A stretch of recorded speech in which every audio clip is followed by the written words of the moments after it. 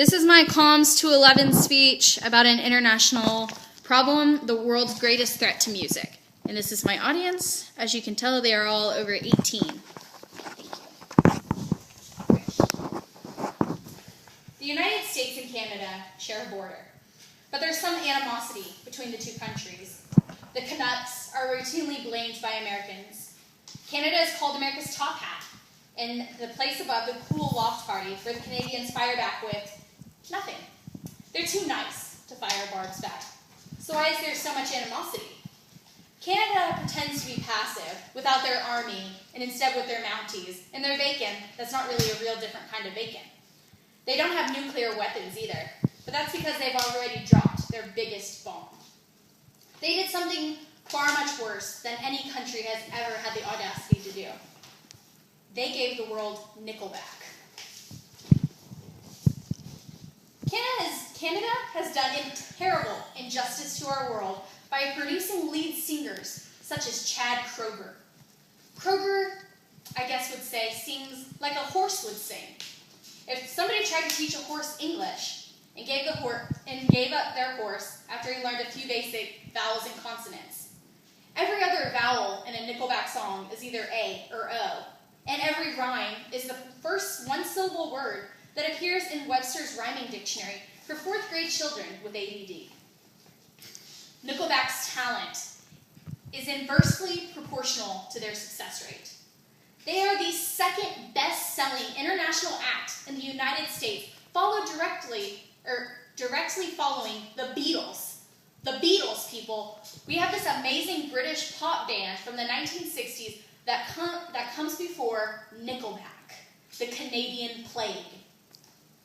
Nickelback's Rockstar song spent a total of 325 weeks in the top 15 charts of the nation. Now, we're talking that Nickelback has some serious recognition. Nickelback has won countless awards that they did not deserve, such as the People's Choice Awards for the people's favorite rock group, and Favorite Group of the Year, the world's best-selling rock artist. The same award, I would like to point out, that Coldplay won 2 years prior. It wouldn't be such a problem with Nickelback's existence if they were just a mediocre mid-level band. But the problem is that this band has way too much fame than they deserve. Their lyrics are so painfully generic. For example, listen to some of their lyrics. "'Cause nobody wants to be the last one there, and everybody wants to feel like someone cares. Someone to love with my life in their hands, there's gotta be somebody for me like that. People, this song spent 15 weeks on the top 10 charts. Now let's just say it's not as bad as I get 1,000 hugs from 10,000 lightning bugs. But all of their songs sound the same. When you compare their song, How You Remind Me, to Someday, songs line up almost perfectly. The chord progression is the exact same. The notes are the same. The timing is the exact same throughout the thing. I'm sure their drummer must get tired of the exact same 4x4 procession throughout every single album. You might argue that Muddy Waters did the same kind of thing, but the difference here is that Nickelback is not doing a bluesy, soulful piece. No, Nickelback is singing about the most generic thing that anybody in the world could sing about.